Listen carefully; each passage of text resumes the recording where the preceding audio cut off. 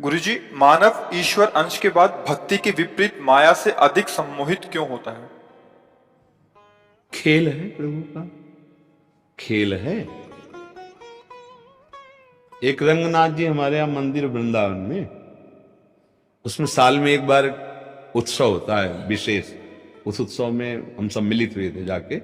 एक खंभा खड़ा होगा, बहुत लंबा खंभा, उसके ऊपर अर्थ, धन और कुछ ऐसे जैसे कीमती पदार्थ, स्वर्ण है, मणि है, मीठा, ऐसी चीजें बांधी जाती है। इसके बाद आपको शरीर से चढ़ के और वो लेना है। तो हमारी बात समझना, खेल होता है। तो ब्रज के बड़े बड़े पहलवान केवल लंगोट पहन करके, मान लो 100 ऐसे खड़े होते हैं, ऐसे क्रम बाई क्रम चढ़ते हैं, और जिसने वो इनाम बांधा है उसी ने खेल रचा है, और वही चढ़ने की योग्यता की बात करता है वहां पर, और वही चढ़ ना पावे इसलिए घी, दही, पानी ये भर करके सीढ़ी से जितने शरीरधारी चढ़ते हैं उनके ऊपर डालते जा रहे हैं। अब चढ़ के दिखाओ, और जो चढ़ पाता है तो वो संपत्ति और वो इनाम प्राप्त करता है। ऐसे ही भगवत प्राप्ति ऊंचाई पर बांध दी गई, खेल है, मालिक का खेल है। इसके बाद ये शब्द, स्पर्श, रूप, रस, गंध, ये फिसलन डाली गई। अब चढ़ो, वही डाल रहा है फिसलन जिसने इनाम बांधा है, परम पद का अधिकार, परमानंद की अनुभव, चाहे सारिष्ट, सामीप्य, सायुज्य, जो भी चाहो पद वो प्राप्त हो जाएगा, पर फिसलन डाली जाएगी। अब तुम्हें फिसलना नहीं है, तो कई बार देखा कि पहुंचते पहुंचते फिसल गए, पर वो लोग हारे नहीं, 4-5 बार में फिर वो पहुंच गए, पकड़ लिया।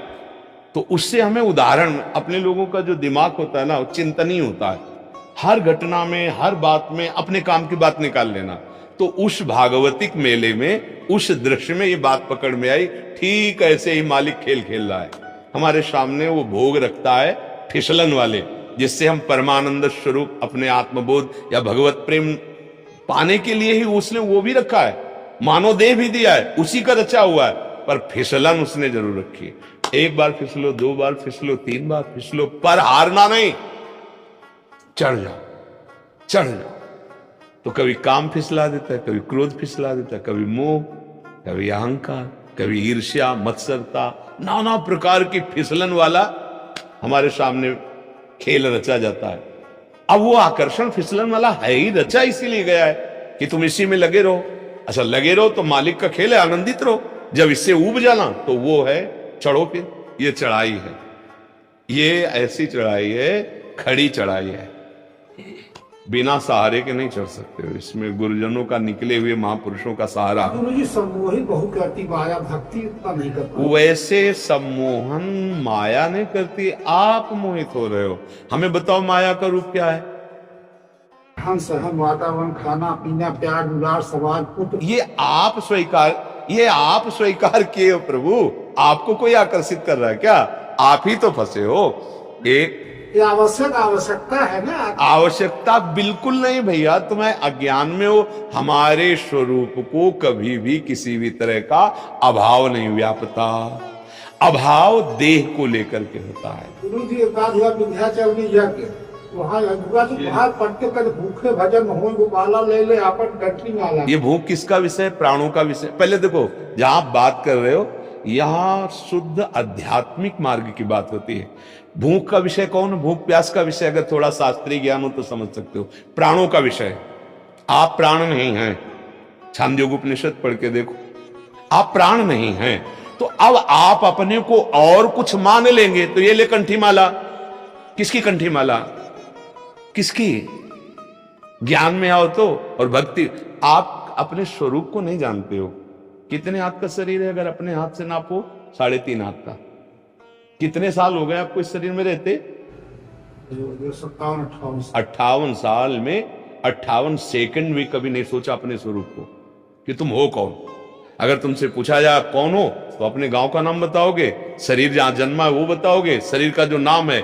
आप इतने ज्ञानी हो कि 3.5 हाथ में रहते हुए 58 वर्ष हो गए, और आप अपने को अभी तक नहीं जान पाए।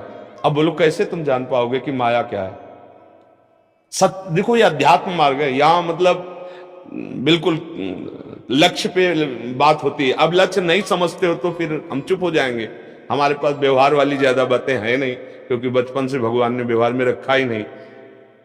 अपने को आप नहीं जानते हो भाई, शरीर को मान लिया। अब शरीर में अभाव ही अभाव है, स्वरूप में कभी अभाव नहीं है, प्रभु में कभी अभाव नहीं है, देह में अभाव। हम जिसको प्रिय मानते हैं, जिसको सुख मानते हैं, हम स्वयं उसको पकड़ लेते हैं और लगता है मैं भी इसके बिना जी नहीं सकता। ये हमारी गलती है, कोई माया नहीं है। जो हमें प्रिय लगता है वो हमें नहीं लगता है, इंद्रियों को लगता है। बहुत बढ़िया सुगंध आई, किसने बताया? घ्राणेन्द्रिय ने। ये किसका विषय है? घ्राणेन्द्रिय का। बहुत बढ़िया खीर पुआ बने, किसका विषय है? रसेंद्रिय का। बहुत बढ़िया गायन, किसका विषय है? श्रवणेन्द्रिय का। बड़ा सुकोमल स्पर्श है, किसका विषय? त्वगेन्द्रिय का। मना खष्टान इंद्रियाणी प्रकृति स्थान कर सती। भाई बांधा किसने? तुम खुद बंध रहे हो। बंधे हो कीर मरकट की ने। गोस्वामी जी कह रहे ना, जड़ चेतन ही ग्रंथि पड़ गई यद्यपि मृषा छूटति कठिनाई। जो कह रहे हैं कि ये लो अपनी कंठी माला, भूखे भजन होए गोपाला, ये बिल्कुल मजाक है। जैसे विनोद में नहीं कहा जाता, ये बिल्कुल विनोद है। ये कोई सिद्धांत नहीं है, कोई सत्य मार्ग नहीं। और ये केवल प्रवचन नहीं, ये देखो बैठे हैं, ये एक ऐसे व्यक्ति हैं जो काशी में भी सेवा में रहे और वृंदावन में भी आ गए। इनसे पूछो, ये जानते उसे कभी किसी से मांगना नहीं, किसी के आश्रम नहीं जाना, भिक्षावृत्ति नहीं करनी, आकाश वृत्ति। जो ईश्वर घाट पे दे देगा वही पालेंगे, अन्यथा नहीं। तो जब तक ये नहीं आए थे तब तक भरपेट भोजन नहीं मिला था घाट में, क्योंकि केवल शाम के निकल के आते थे और ऐसे जहां भिक्षुक जन बैठते हैं, बैठ गए तो कोई इतना सतुआ डाल दिया, कोई एक पीस बर्फी डाल दी। और किसी किसी दिन नहीं भी मिला, गंगा जल पान। वहां थोड़ी आए कि लियो अपनी कंठी माला।